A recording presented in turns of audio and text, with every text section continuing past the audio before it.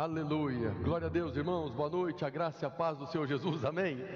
Quero cumprimentar também os irmãos que estão conectados conosco através dessa live no YouTube da Igreja Videira Manaus. Curte aí, cadastre-se aí no nosso YouTube e ajude-nos a espalhar essa mensagem que temos compartilhado. Vocês também são bem-vindos. Nossa oração, nosso desejo é que você também seja tremendamente abençoado através desse culto de celebração e de adoração ao Senhor. Aleluia. Eu quero compartilhar com os irmãos hoje uma mensagem que tem por título Preparados para Reinar. O Senhor nos colocou nessa terra para um propósito. Você vê lá em Gênesis, lá na criação, que Deus criou o homem e mulher os criou e disse: sede fecundos, multiplicai. Ou seja, multiplique, gere outros homens, transfira a imagem.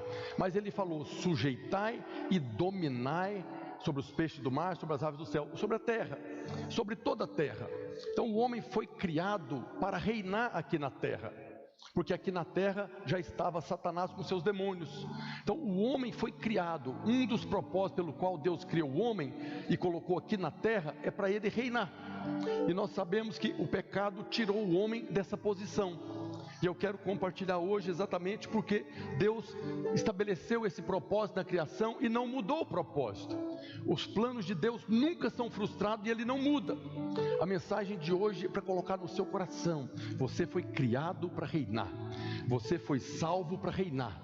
Reinar sobre as circunstâncias, reinar na sua casa, na sua família, reinar no seu trabalho, onde você estiver. Você está estabelecido por Deus para reinar. E nós temos um versículo que está lá em Êxodo 19:6. Depois eu quero falar mais profundamente, que Deus fala: vós me sereis reino de sacerdotes e nação santa. São estas palavras que falarás aos filhos de Israel. Deus estava falando para Moisés falar para os filhos de Israel que eles seriam um reino de sacerdote e nação santa. Mas quero compartilhar a respeito disso. Agora eu queria que você acompanhasse, está lá no livro de Apocalipse, capítulo 1, a partir do verso 4. Aí nós temos a carta Apocalipse, é o próprio Senhor Jesus que está falando com João para ele escrever. E a partir do verso 4 está escrito: João, as 7 igrejas que se encontram na Ásia, graça e paz a vós outros, da parte daquele que é, que era e que há de vir, da parte dos 7 Espíritos que se encontram diante do seu trono, e da parte de Jesus Cristo, a fiel testemunha, o primogênito dos mortos e o soberano dos reis da terra, aquele que nos ama e pelo seu sangue nos libertou dos nossos pecados e nos constituiu reino, sacerdotes para o seu Deus e Pai. A ele a glória e o domínio pelos séculos dos séculos. Amém. Glória a Deus. Então nós vemos que João começa a escrever essa carta para as igrejas, se referindo às 3 pessoas da Trindade. Ele começa falando que está escrevendo no nome daquele que era, que é e que há de vir. Essa expressão que era, que é e que há de vir é o nome de Deus que foi revelado a Moisés no Monte Sinai. Quando Moisés subiu o Monte Sinai, ali Deus se revelou a ele como o grande El Shaddai, o Deus Todo-Poderoso, que era, que é e que há de vir. É interessante que na carta aos Hebreus, no capítulo 13, verso 8, a Bíblia faz menção a Jesus. Então lá em Hebreus 13, 8 diz que Jesus Cristo ontem e hoje é o mesmo e o será para sempre. Jesus Cristo ontem, hoje e para sempre será o mesmo.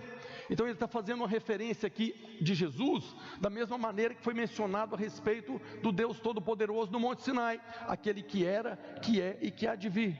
E se Jesus é o mesmo ontem, hoje e para sempre, significa que ele é o mesmo Deus Todo-Poderoso que estava no Monte Sinai. Isso apenas para afirmar no nosso coração a revelação de que Jesus é Deus. Jesus é Deus com o Pai e com o Espírito Santo. É um Deus, mas que opera aqui na terra através de 3 pessoas. Depois João fala que ele também está escrevendo da parte dos 7 Espíritos de Deus. Tem 7 Espíritos, pastor? Não, é apenas um Espírito. Está falando do Espírito Santo. Os 7 Espíritos que ele está falando aqui são das 7 faces do Espírito Santo. E nós vemos Isaías trazendo luz a respeito dos 7 Espíritos. Então no livro do profeta Isaías, capítulo 11, verso 2, está escrito: o Espírito do Senhor, o Espírito de sabedoria, o Espírito de entendimento, o Espírito de conselho, de fortaleza, Espírito de conhecimento e temor do Senhor.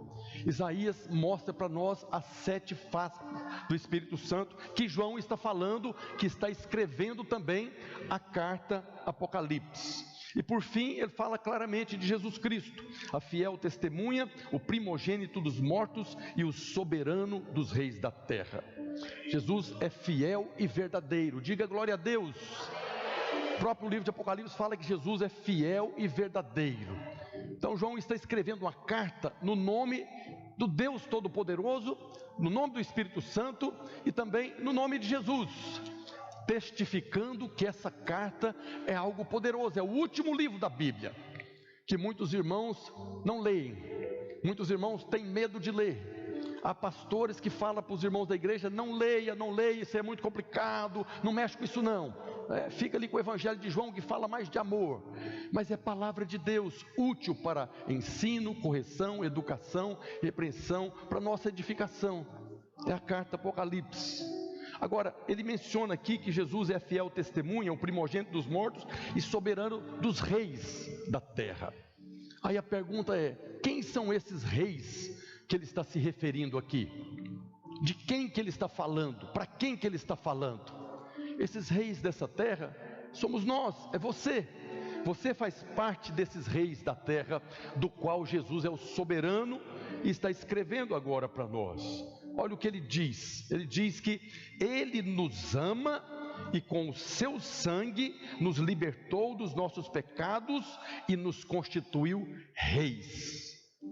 Esse versículo ele traz uma sequência. Tudo que Deus faz, Ele faz com a base legal. Deus é justiça, Deus é amor, mas Deus é justiça. Então Deus não simplesmente nos jogou aqui e falou: vocês vão reinar na terra. O homem havia perdido o domínio lá no Éden, lá no jardim ele perdeu o governo, perdeu a autoridade para governar. Mas agora Deus está estabelecendo de novo o homem na posição para que possa reinar. Então essa sequência aqui é muito importante para nós.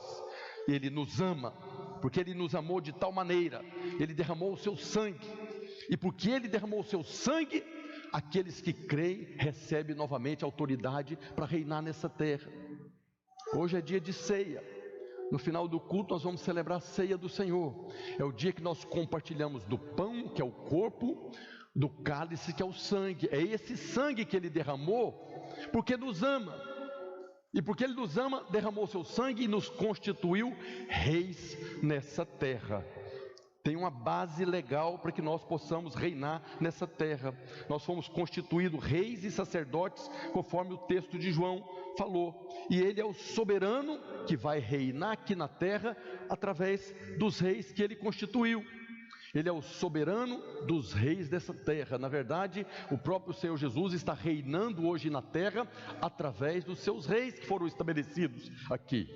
Nós vemos em Apocalipse 19, verso 16, falando a respeito do Senhor. Diz lá: tem no seu manto e na sua coxa um nome escrito: Rei dos reis, Senhor dos senhores. Diga aleluia. Esse manto que está falando aqui no verso 13, fala que é o manto tinto de sangue. O texto está falando que ele tem o manto e na sua coxa essa inscrição. O manto tinto de sangue é a base legal pelo qual Ele nos constituiu reis nessa terra. E aqui fala da coxa. A coxa fala da força, da autoridade, do poder para governar, para reinar. Ele é o Senhor dos senhores, Ele é o Rei dos reis. A Bíblia nos coloca na posição de reis para que possamos reinar aqui nessa terra. Está escrito no manto e na coxa: Ele é o Rei. Jesus é o Rei, diga glória a Deus. Mas Ele é Rei de reis. Nós estamos aqui na posição de reis para reinar em nome do Senhor Jesus, para reinarmos sobre as circunstâncias. Mas João fala que nós fomos constituídos reinos e sacerdotes. Nós fomos feitos sacerdotes primeiro. Desde o princípio, a vontade de Deus é que a nação de Israel, todo o seu povo, fosse sacerdotes. Olha o que ele diz lá em Êxodo capítulo 19, a partir do verso 5. Deus está falando aqui para Israel. Deus criou Adão. Era para Adão e a sua descendência reinar. Adão falhou. Depois Ele separou Abraão, Noé, Abraão, e Abraão, a sua descendência, era para reinar. ele está dizendo aqui: agora pois, se diligentemente ouvirdes a minha voz, e guardardes a minha aliança, então sereis a minha propriedade peculiar dentre todos os povos, porque toda a terra é minha. Vós me sereis reino de sacerdotes e nação santa. São estas palavras que falarás aos filhos de Israel. Aqui nós vemos que a vontade de Deus, quando separou Abraão, de Abraão fez o povo de Israel, é que toda aquela nação fosse uma nação de sacerdotes reais, uma nação de reis e sacerdotes que estariam reinando aqui nessa terra.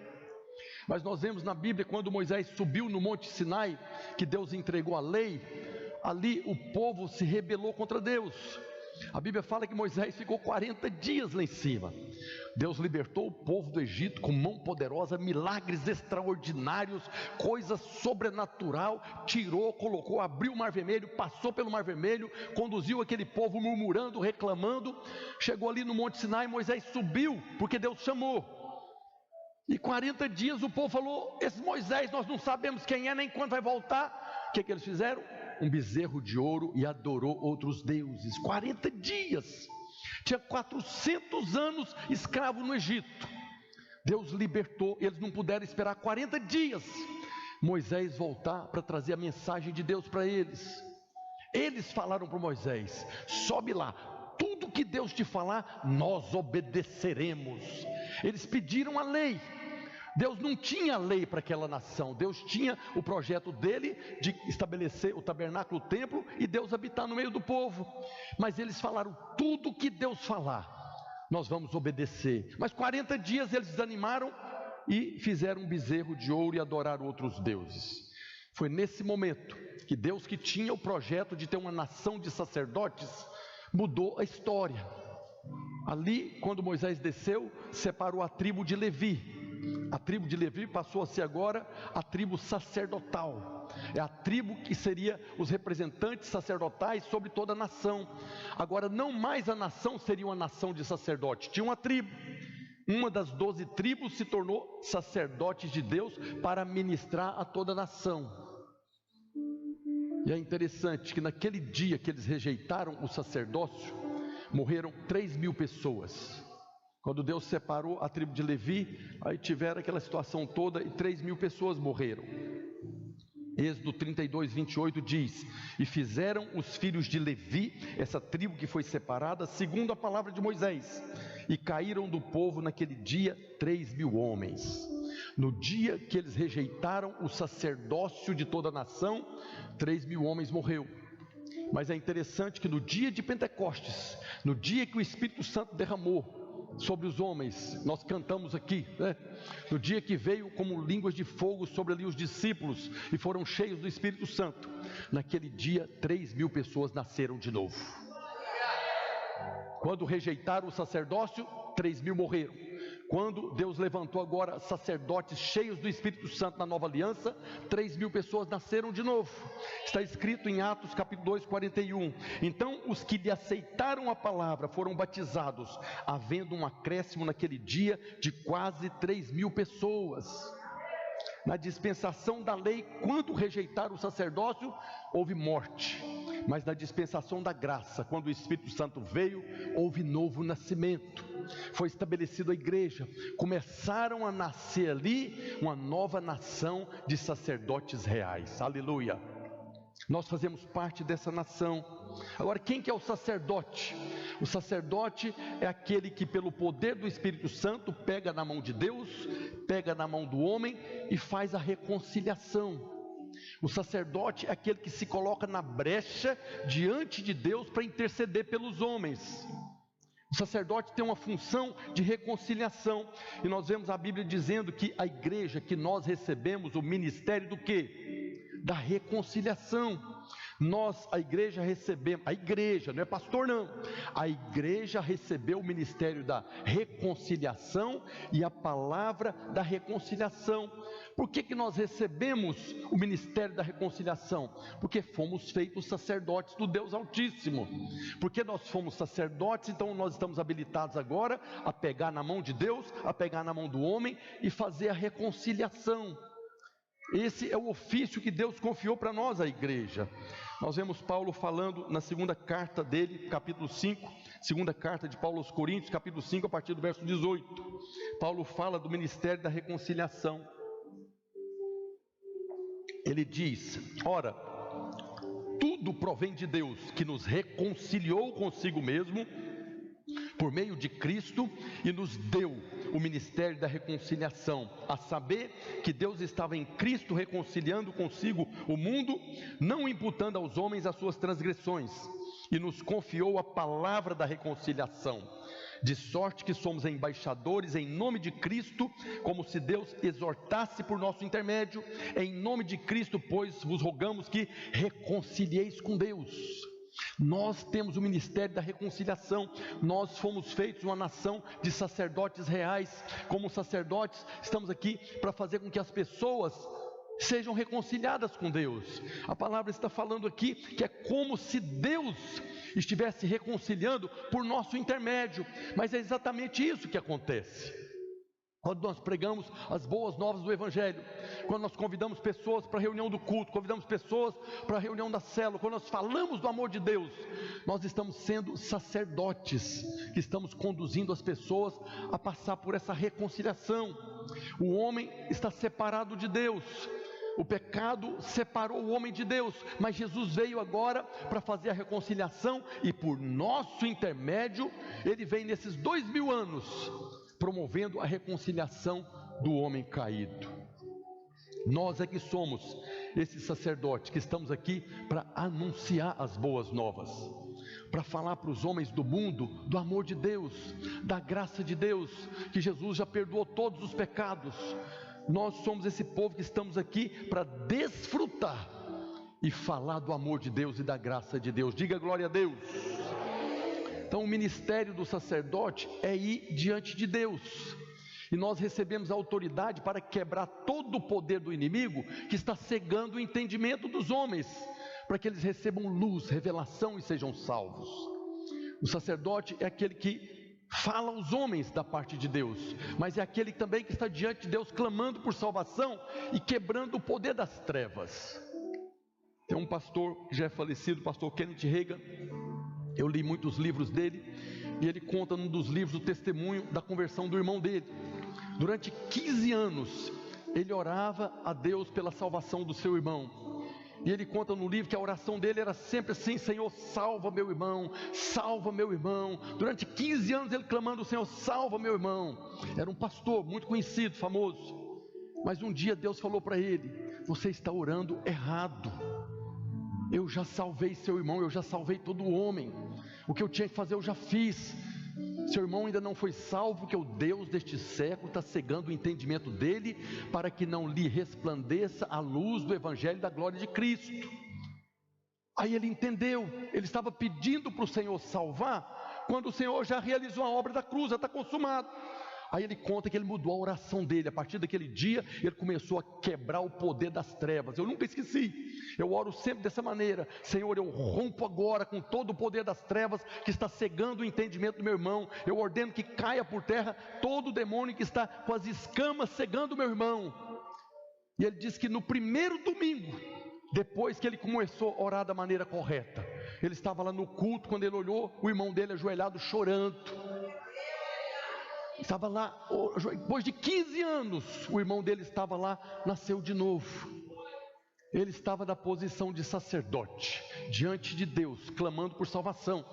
Mas o sacerdote também é aquele que está aqui para reinar contra o diabo, Satanás e seus demônios, quebrando o poder dele que está cegando o entendimento das pessoas. Nós somos sacerdotes. Como sacerdote, nós anunciamos a Deus, trazemos Deus para as pessoas, mas também como sacerdote, nós reinamos quebrando o poder das trevas que está cegando o entendimento dos incrédulos. Por que as pessoas não querem esse Jesus maravilhoso que nós conhecemos? Nós conhecemos o Deus de amor, conhecemos a graça de Deus, como o Alessandro falou aqui, nós somos um povo abençoado com toda sorte de bênção. Quem é que não quer uma vida dessa? Quem é que não quer uma vida em abundância, como nós ministramos semana passada? Por que eles não querem? Porque não conhecem. porque estão cegos, como um dia eu fui cego, como um dia você foi cego. Por que eu fui salvo? Porque um dia alguém se colocou na brecha diante de Deus para clamar pela minha salvação. Um dia alguém se colocou diante do mundo espiritual para quebrar o poder das trevas que estava cegando o meu entendimento. Por quê? Porque teve a revelação do ministério da reconciliação. Nós temos o ministério da reconciliação e devemos agora agir para que as pessoas possam cada dia mais conhecer esse Jesus maravilhoso. O ministério sacerdotal ele é muito importante, mas nós precisamos ter cuidado para não falharmos como Israel falhou. Era para toda nação ser uma nação de sacerdotes, não foram. Deus separou alguns para ser sacerdote. Hoje a vontade de Deus para a igreja permanece a mesma. Hoje Deus estabeleceu a igreja para que a igreja seja essa nação de sacerdotes reais. O projeto de Deus para a igreja é que toda a igreja, todos os irmãos, sejam sacerdotes e reis nessa terra. Que ela seja essa nação, que todos os crentes, que todos os irmãos sejam sacerdotes diante dele. Mas qual que é o problema?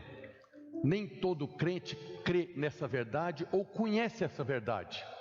Tem muitos irmãos que não sabem nada disso. Eles vêm para o culto, vai embora para casa, vai para a célula, vai embora para casa, não sabe disso. É por isso que o Senhor está ministrando ao seu coração hoje. Nós somos uma nação santa, separada, povo de propriedade exclusiva de Deus, sacerdotes reais, para anunciar, proclamar as virtudes do Senhor. Nós estamos aqui para um propósito. Quando as pessoas não conhecem, não creem nessa verdade, então nós temos um problema. Porque Deus anunciou que a glória da segunda casa seria maior do que a primeira. O Senhor anunciou. A primeira casa tinha apenas uma tribo que ministrava como sacerdotes. A glória da segunda casa é maior porque toda casa é a casa de sacerdotes. Mas quando alguns irmãos, por não crer, por não conhecer, não se posicionam como sacerdotes, então nós temos um problema com a glória de Deus. A igreja é esse povo revestido da glória de Deus. Cada um daqueles que nasceram de novo foram revestidos dessa glória. Nós já temos a glória de Deus. Agora, quando eu me posiciono como sacerdote, então agora há uma glória que está sendo ministrada, liberada, há um rio de vida que está fluindo. Quando todos os irmãos se posicionam como sacerdote, que foi constituído por Deus, e agora está compartilhando dessa vida, compartilhando desse rio, a glória da segunda casa é maior do que a primeira. Mas se a igreja, apenas o pastor é sacerdote, como muitos acreditam, então nós temos um problema agora, porque foi separado uma classe sacerdotal. Tem o sacerdote e tem os leigos, né? Infelizmente algumas igrejas trabalham dessa maneira. Sacerdote é só o pastor, o diácono, o presbítero, o resto é leigo, né? Tudo que você precisar tem que falar com o pastor. Não é esse o projeto de Deus para a vida da igreja. Nós, enquanto igreja videira, temos uma visão que Deus nos deu. A declaração da nossa visão é que o nosso encargo, nós temos um encargo de edificar uma igreja de vencedores, onde cada membro é um sacerdote, onde cada casa é uma extensão da igreja.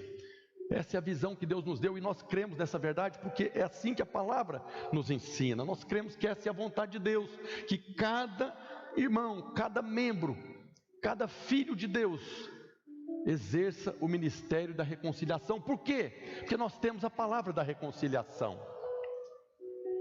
Uma das maiores pragas que surgiu no meio da igreja, lá no final, antes do século, no século 3, começou a história dos nicolaítas, né? A doutrina dos nicolaítas que fala nas cartas do Apocalipse, é o clericalismo. O clericalismo, o clero, esse povo separado, é a maior praga que existe na vida da igreja. Quando se separa, como no Velho Testamento, uma classe sacerdotal, então o corpo não funciona. Para que o corpo possa funcionar perfeitamente, um corpo saudável, todos os membros precisam funcionar. E todos os membros fazem parte do corpo para viver como sacerdotes que foram constituídos. Mas o clericalismo separa alguém. Muitos irmãos acreditam que é o pastor, que é o padre, eles são sacerdotes. Eu não, eu sou leigo. Isso é um engano, isso é uma mentira do diabo que produziu morte por séculos. Nós sabemos aí que tivemos 1000 anos de trevas, né? 1000 anos de trevas, por quê? Porque existia uma classe sacerdotal, todo o povo era ignorante. Fica quieto no seu lugar aí, limite-se a sua insignificância, deixa que o sacerdote fala, e quando ele falar não presta atenção não. Deus está nos chamando para ser essa nação de sacerdotes reais. O corpo precisa funcionar. Semana passada falamos a respeito do diabo, que é o vosso adversário, que anda em derredor como um leão que ruge. Na outra semana falamos, esse rugido do leão muitas vezes é para impedir que a igreja funcione como uma nação de sacerdotes. O diabo trabalha duramente para impedir que a igreja funcione como uma nação de sacerdotes. É o diabo que coloca na mente das pessoas que para que você seja um sacerdote, para que você possa falar da parte de Deus, você tem que fazer o seminário teológico do santo dos últimos dias, naquele ministério poderoso, que você tem que ser super santo, ter muito conhecimento. O diabo está colocando constantemente na cabeça dos irmãos que você não sabe, que você não pode, que você não dá conta, não mexe com isso não. O diabo está trabalhando para impedir que você exerça o ministério da reconciliação. É o diabo que fala no ouvido das pessoas, apenas homens separados por Deus, santíssimos, podem falar da parte de Deus. Quando a Bíblia fala que nós somos santos, que nós somos santificados, ela está apenas falando que nós não devemos ser pessoas comuns, porque nós fomos separados. As pessoas do mundo são pessoas comuns, mas você foi feito santo. Por quê? Porque você não é comum mais. Deus te chamou agora para viver uma vida separada. Então, o contrário de santo não é pecador, como a maioria das pessoas pensam, né? Esse irmão é santo, esse é pecador. Não é antônimos, não é contrário a essas duas palavras. O contrário de santo é comum. Deus nos chama para não sermos igual às pessoas do mundo, para não falarmos como elas falam, para não vestirmos como elas vestem, para não relacionarmos como elas relacionam. Isso é não ser comum, é sermos diferentes.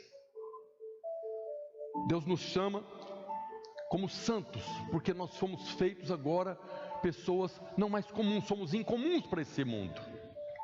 A Bíblia fala que nós fomos feitos sacerdotes.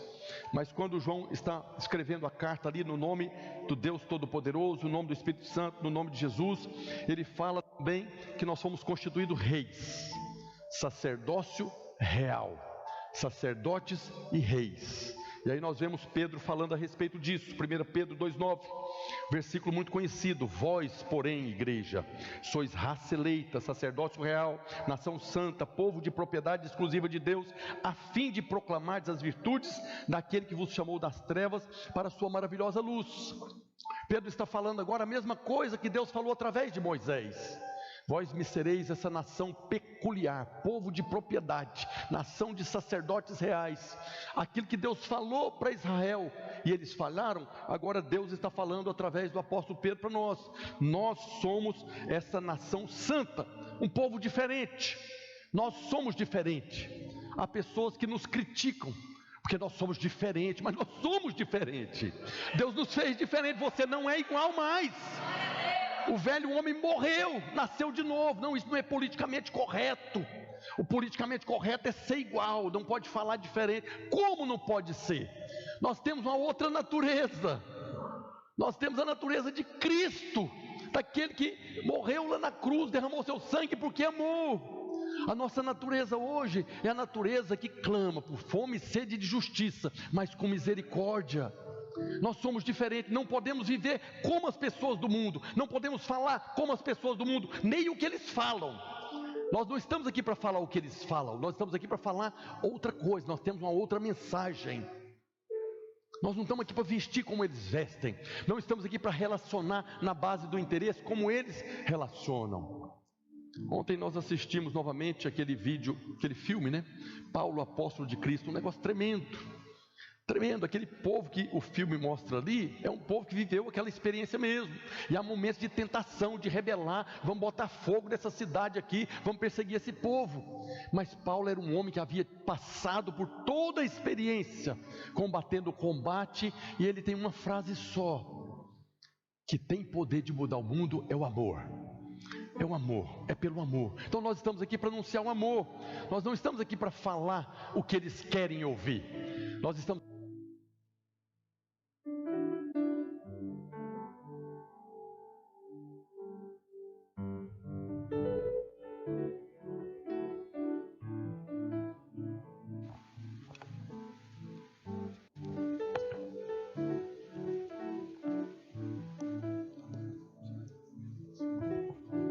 Aleluia.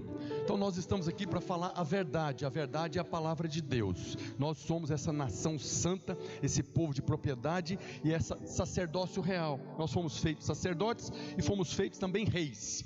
No Velho Testamento já falei do sacerdote, era a tribo de Levi. Lá no tabernáculo, depois no templo, tinha lá os sacerdotes, os levitas. Eles não poderiam reinar, eles eram apenas sacerdotes. Nós fomos constituídos sacerdotes e reis, então nós não somos como os levitas, né? Tem muitos irmãos que cantam principalmente, eles gostam de falar que eu sou levita. Não, eu sou levita, né? Porque os levitas é os que cantavam no tabernáculo de Davi. Apenas no tabernáculo de Davi que os levitas ministravam louvor, nem era todos, porque na verdade os levitas, quando o tabernáculo de Moisés, eles eram a turma que carregava o peso. Era eles que desmontavam o tabernáculo, era eles que jogavam nas costas, era eles que carregavam o tabernáculo. Então o levita não era aquele povo que ficava cantando lá 24 horas por dia. Era o povo que trabalhava duro. Nesse sentido, nós somos os levitas que estamos aqui para servir a Deus, mas não mais carregando o peso que Jesus já carregou, né? O tabernáculo, os irmãos sabem que aponta para o Cristo, né? Então nós fomos feitos sacerdotes reais, sacerdotes e reis. Então nós não somos sacerdotes como os levitas. Nós somos sacerdotes como Jesus, da ordem de Melquisedeque, aleluia. Você já leu a Bíblia, fala de Melquisedeque. Melquisedeque, a Bíblia fala que ele era sacerdote do Deus Altíssimo, El Elyon, mas também era rei de Salém. Então Melquisedeque, ele tanto era sacerdote quanto era rei. Hebreus fala que Jesus era sacerdote como Melquisedeque, da ordem de Melquisedeque. Assim também nós somos sacerdotes. Por isso podemos exercer o ofício de sacerdote. Podemos não, devemos. É por isso que nós devemos exercer o ofício de sacerdote e de rei também, porque nós fomos constituídos sacerdotes reais. Diga glória a Deus. Assim como Melquisedeque. Agora o Senhor Jesus aqui na terra, ele agiu como sacerdote que ele era. A Bíblia fala que ele fez a reconciliação, está escrito em 2 Coríntios capítulo 5, verso 19, Paulo falando à igreja, a saber que Deus estava em Cristo reconciliando, diga reconciliando. Deus estava no Senhor Jesus reconciliando consigo o mundo, não imputando aos homens as suas transgressões, e nos confiou a palavra da reconciliação. Jesus estava sendo sacerdote, reconciliando o homem com Deus.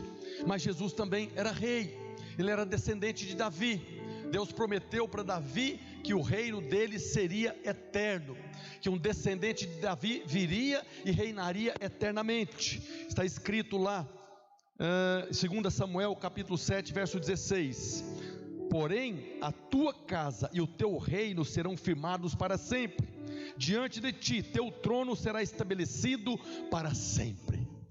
Deus falou para Davi: vou mandar um descendente seu, e o seu trono será eterno, o seu trono será eterno. E aí nós vemos o Novo Testamento, primeiro livro, primeiro capítulo, primeiro versículo do Novo Testamento, Mateus capítulo 1, verso 1, livro da genealogia de Jesus Cristo, filho de Davi, filho do rei.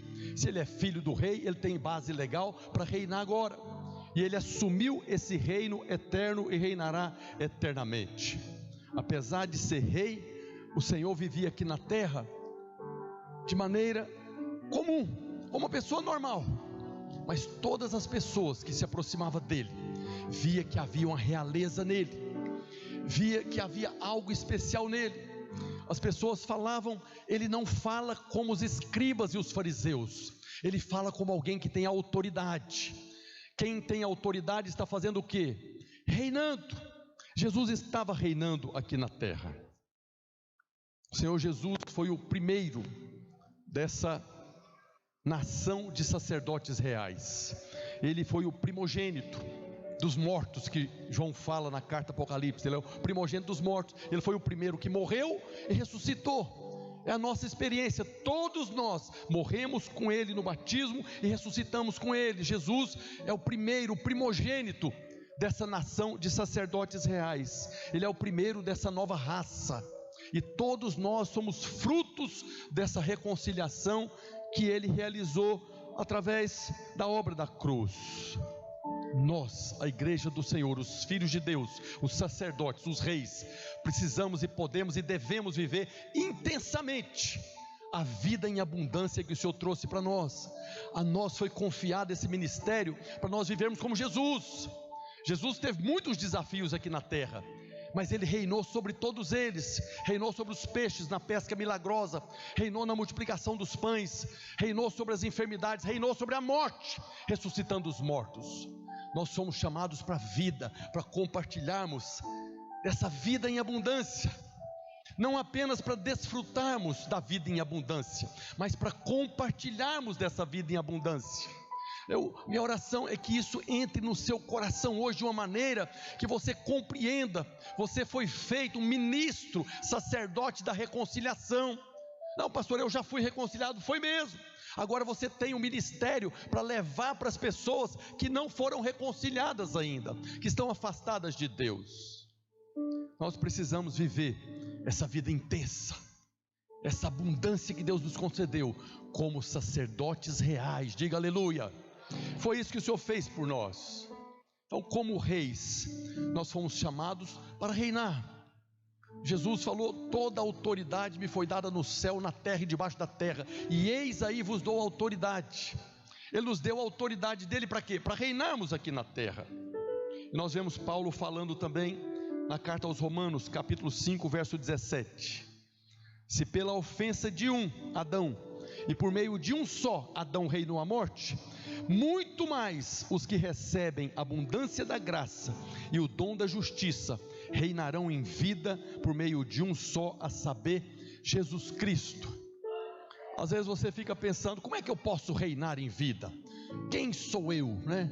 Como que eu posso? Eu não tenho conhecimento, eu não tenho sabedoria, eu sou um coitado que moro lá no fim do mundo. Isso é o diabo que está falando na sua cabeça. Isso é o leão, o diabo como um leão, o diabo que está aí, vosso adversário, como um leão que ruge, falando isso na sua cabeça. O que Deus está falando é o seguinte: que aqueles que recebem a abundância da graça e o dom da justiça reinarão em vida. Esse é o rugido do verdadeiro leão. Então, se você quer saber como você pode reinar em vida, aqui está a chave. Tem 3 coisas nesse versículo aqui que mostra como nós podemos reinar em vida. Fala comigo: recebendo a abundância da graça e o dom da justiça. Aqui Paulo está falando: se pela ofensa de um por meio de um só reinou a morte, muito mais os que recebem a abundância da graça e o dom da justiça reinarão em vida. Primeira coisa que ele fala aqui é receber. As coisas de Deus nós não conquistamos, não compramos, não trocamos. As coisas de Deus nós recebemos de graça. Tudo aquilo que é de Deus, ou você recebe de graça, ou você não recebe. Ou você recebe pela graça, ou você não tem. Não, pastor, eu preciso orar, eu preciso jejuar. É bom orar e jejuar, mas você vai receber pela graça, não é por mérito. Todos aqueles que se exaltam diante de Deus para receber alguma coisa, não recebem, são humilhados. Mas aqueles que se humilham diante de Deus, é mesmo: Senhor, eu não tenho, eu não posso, mas eu quero. O Senhor concede de graça. Então as coisas de Deus nós vamos receber sempre de graça. O próprio Jesus ensinou em Mateus 7:8: pois todo o que pede, recebe. Ele não falou: todos que obedecem e pedem, recebe. Porque tem alguns irmãos que o versículo deles é diferente, a Bíblia deles é diferente. Todos que obedecem os 10 mandamentos, todos que vivem uma vida santa, todos aqueles que não brigam com a mulher, pede e recebe. Não é isso que está escrito. O que está escrito é que todo que pede recebe. Pastor Luísio fala: nós temos que ser aquele povo cara de pau. Aleluia.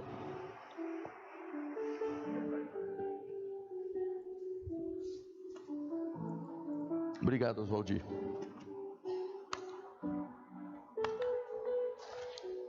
Nós temos que ser esse povo cara de pau que chega diante de Deus e pede. Você sabe que não merece, o diabo sabe que não merece, Deus sabe que não merece, mas Deus é fiel à sua palavra, e o Deus Jesus Cristo falou: todo o que pede recebe. Deus é fiel ao quê? A palavra dele, e ele falou: todo o que pede recebe, todo o que busca encontra, a quem bate abrir-se-lhe a porta. Então nós temos já agora a condição de recebermos. Agora precisamos pedir. Não, se for da vontade de Deus, Ele vai dar. Eu estou precisando do emprego. Se for da vontade de Deus, Ele vai dar. Quem está impedindo você de ter um emprego é o diabo, não é Deus. Aí tem irmão que está esperando o diabo liberar. O diabo não vai liberar, ele vai falar que você não tem, que você não merece. E nesse sentido ele tem razão. Porque o diabo, todas as vezes que nos acusa, normalmente ele tem razão do que ele está acusando. Mas até quando ele está falando a verdade, ele é o pai da mentira, ele é um mentiroso. Porque todo o que pede recebe, aleluia.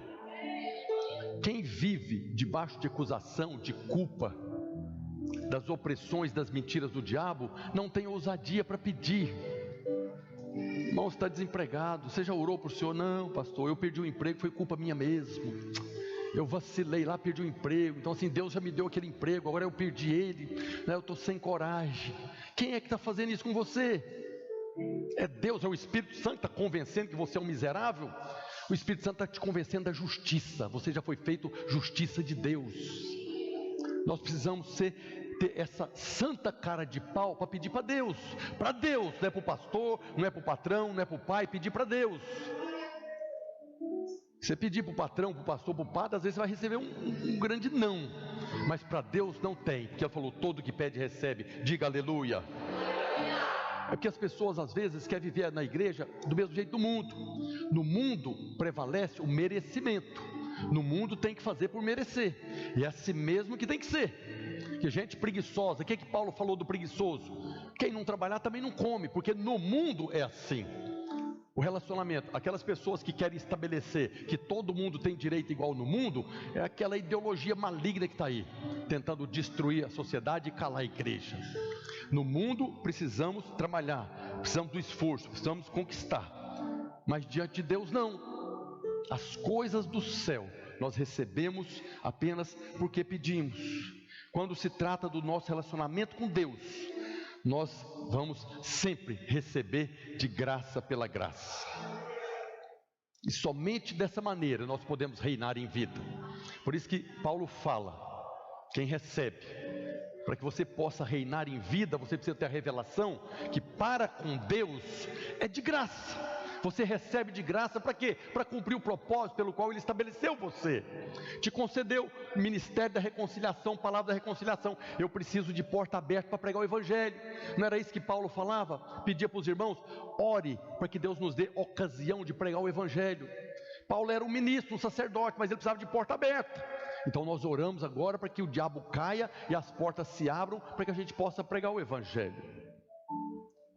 Nós vemos Tiago falando na sua carta, capítulo 4, verso 7. Sujeitai-vos, portanto, a Deus, mas resisti ao diabo, e ele fugirá de vós. Isso aqui falando a respeito do pecado.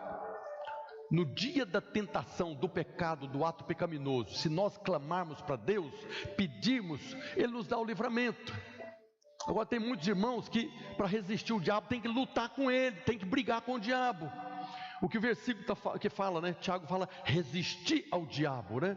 Mas você resiste ao diabo é sujeitando a Deus, é obedecendo a Deus. Obedeça a Deus e o diabo fugirá de vós.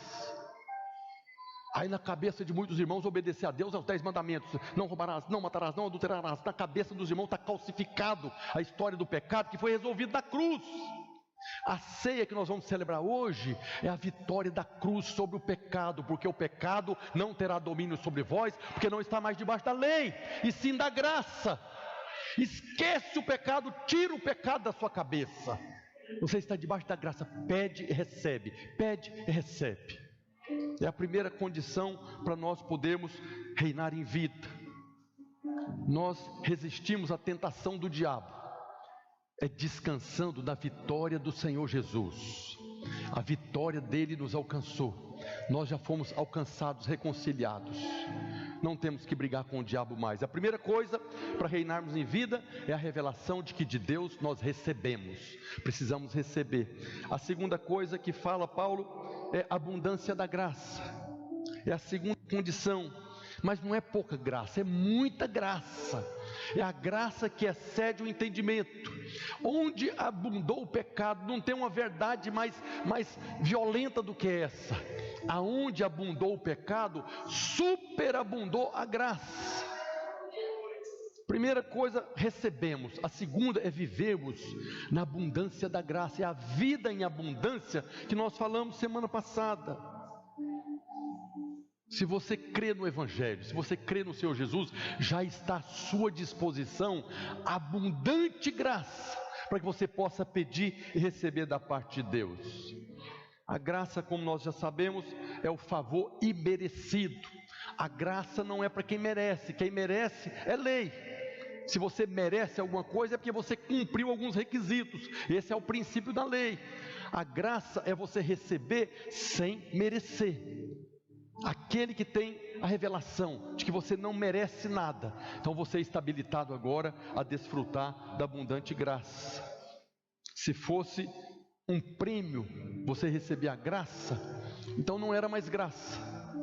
Essa é a diferença entre a aliança da lei no Velho Testamento e a nova aliança que nós celebramos na ceia. O sangue da nova e eterna aliança. Não vai ter outra aliança. Na velha aliança, obedece os mandamentos, você recebe a bênção. Na nova aliança, a bênção vem pela graça, porque Jesus obedeceu. Na verdade, é de graça para nós, mas um alto preço foi pago. Por que nós recebemos abundante graça? Porque a nossa dívida foi paga na cruz. Aquilo que era dívida, o escrito de dívida, como nós ministramos semana passada, foi cravado na cruz. Pelo sangue dele não há mais condenação e nem culpa sobre nós. Então, quando muitas vezes a gente está falando dessa abundante graça, os irmãos ficam desconfortável.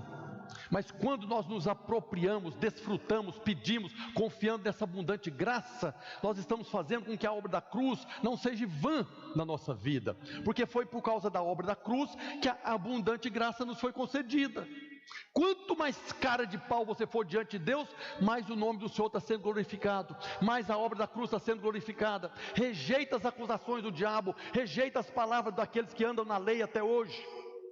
Viva conforme aquilo que Deus te estabeleceu.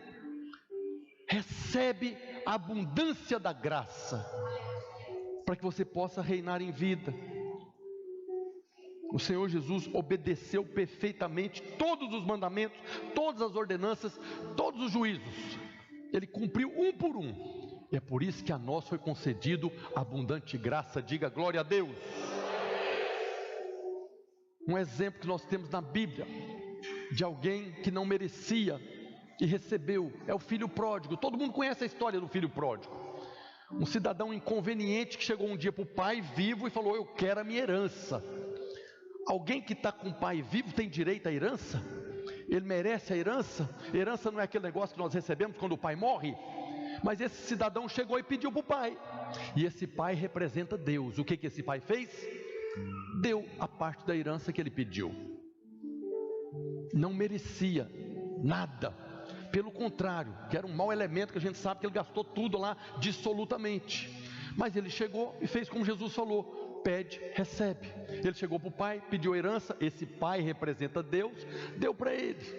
O que aconteceu com o irmão dele? Ficou ali trabalhando duro, tentando conquistar a bênção do pai, trabalhando duro, ano após ano, tentando receber um cabritinho do pai para fazer um churrasco com os amigos. O que Deus falou para ele no final? O pai falou para ele: tudo é seu, você podia ter usado o que você quisesse.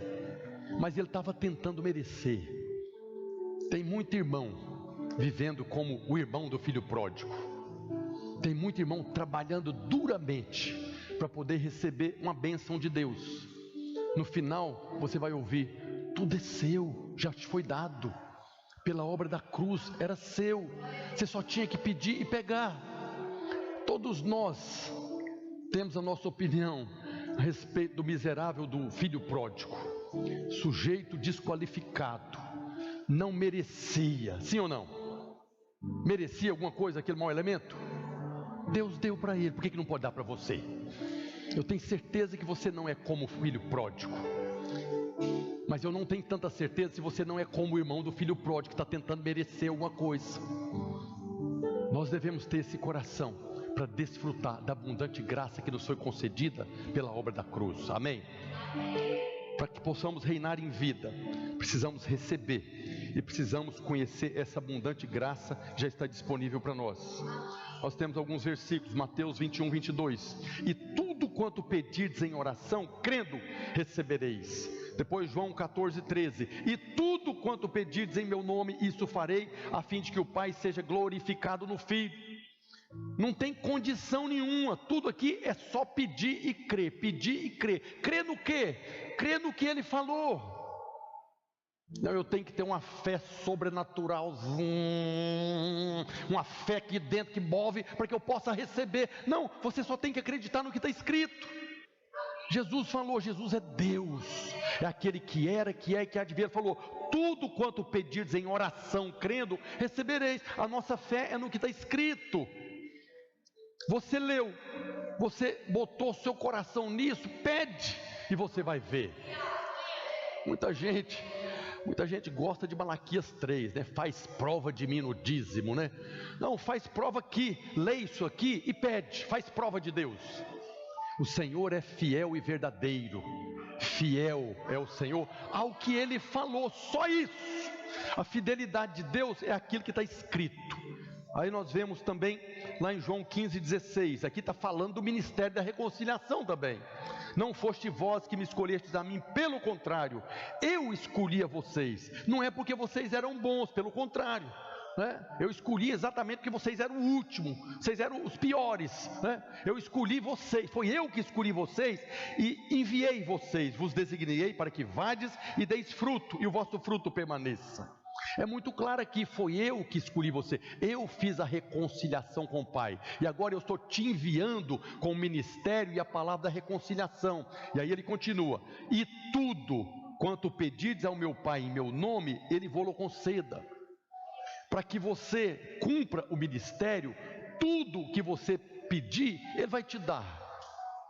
Não tem merecimento, é só pedir. Diga amém. A terceira coisa, para que nós possamos reinar em vida, é o dom da justiça. É a justiça que nós reinamos, que nós recebemos de graça. Aqui fala o dom da justiça. Essa palavra dom é presente, né? Aqueles que recebem a abundância da graça e o presente da justiça que nos foi dada. Nós vemos Paulo falando na segunda carta aos Coríntios, capítulo 5, verso 21.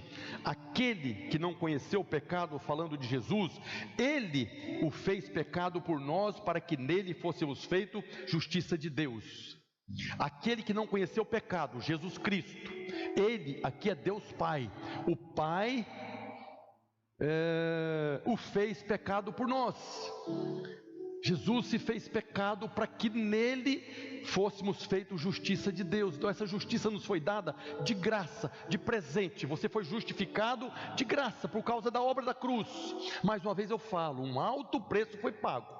Jesus era o próprio Deus, o Filho de Deus, que se fez carne, assumindo a forma de servo, assumindo a forma de homem pecador, morreu lá na cruz, foi até o inferno. Ele não tinha nada a ver com isso, ele não merecia isso. Assim como Jesus não merecia morrer na cruz e até a mansão dos mortos, você não merecia receber vida em abundância. É a mesma justiça. Assim como ele não merecia a morte, você não merecia a vida, mas ele entrou na morte para que você tivesse vida. Diga glória a Deus. Isso é maravilhoso, irmãos. Isso que eu estou falando aqui hoje é a base para que nós possamos viver uma vida em abundância, como Jesus veio para trazer para nós. É um dom, um presente. Nós precisamos declarar todos os dias: eu sou justo diante de Deus, eu fui feito justiça diante de Deus. Eu vou calar a boca do diabo, vosso adversário, falando para ele o que o leão está rugindo. Você foi feito justiça de Deus. Nós somos justiça de Deus em Cristo. A justiça em Cristo é a ira de Deus que derramou sobre ele. No batismo eu ministrei aqui a respeito do cálice que estava proposto para Jesus beber, o cálice da ira. Ele não merecia o cálice da ira, nós merecíamos. Ele bebeu no nosso lugar e nos concedeu a graça. Jesus levou toda a ira de Deus, não sobrou um pouco de ira para nós, não sobrou um pouco de ira para você. A nossa justiça não depende do que você fazia, está fazendo ou vai fazer, depende da obediência do Senhor Jesus. Porque Ele obedeceu perfeitamente, nós podemos agora desfrutar dessa justiça, porque nos foi concedida. Se Ele é justo hoje diante de Deus, nós também somos. A vontade de Deus é que toda a igreja viva como sacerdotes e reis, reinando em vida, reinando sobre as circunstâncias. Ele nos constituiu reis para reinarmos. E se nós tivermos a revelação de que o que nós precisamos de Deus, recebemos de graça, se nós tivermos revelação da abundância da graça, a vida em abundância que nos foi concedida, e da justiça que nós recebemos em Cristo, através da qual sobre nós não há mais condenação e nem culpa, podemos calar a boca do acusador. Os irmãos sabem, eu já falei muitas vezes, a palavra diabo significa acusador, não é tentador. Ele tentou Jesus, para depois que você cair, agora ele vem te acusar. O ministério do diabo é a acusação, mas se você tem a revelação que você foi feito justiça de Deus em Cristo, que você é justo, acabou de tampar a boca do diabo, acabou de obedecer a Deus, porque Ele te fez justiça de Deus em Cristo, e agora você pode resistir ao diabo. Eu sou justo diante de Deus.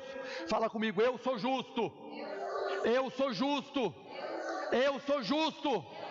Você deve falar isso todos os dias diante de Deus.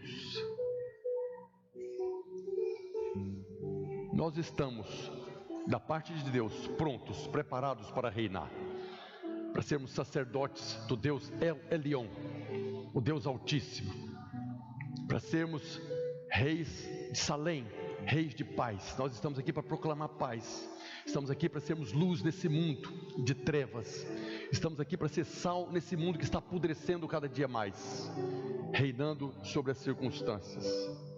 Essa é a vida em abundância que está disponível para nós, que Jesus veio para trazer para cada um de nós. Nós podemos reinar sobre as circunstâncias, sobre a enfermidade, sobre o problema financeiro. A igreja, como nação de sacerdotes reais, está estabelecida para reinar sobre a nação, sobre o nosso país, sobre a nossa cidade, sobre o nosso estado. Nós devemos nos levantar como verdadeiros sacerdotes e reis, para proclamar as virtudes do Senhor aonde nós estamos. É aonde você está. Muitos irmãos, no batismo nós falamos, que o Senhor Jesus nos deu o ide fazer discípulo de todas as nações, E a maioria dos crentes pensa que é as outras nações, Não considera que Manaus faz parte de todas as nações. Nós estamos aqui para fazer discípulos do Senhor Jesus aonde nós estamos.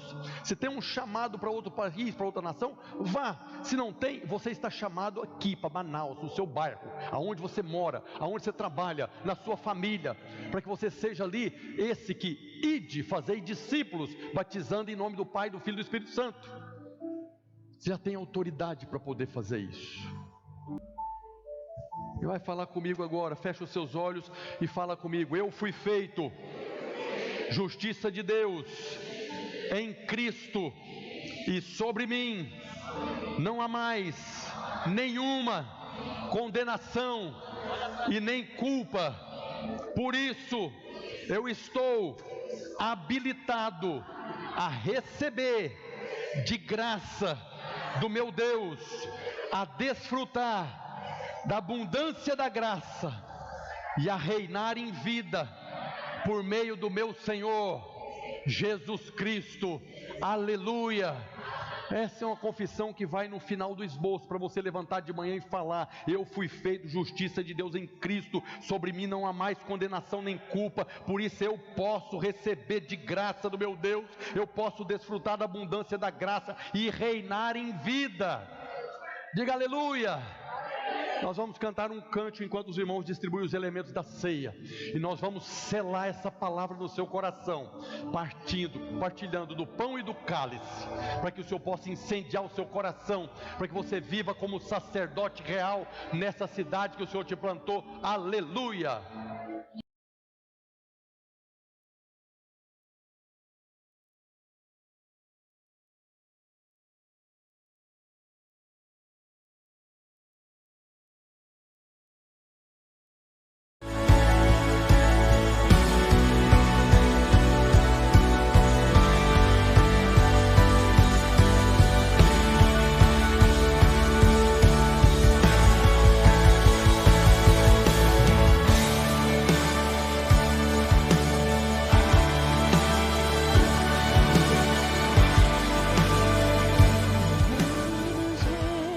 consagro tudo. Cante ao Senhor. Que sou de graça.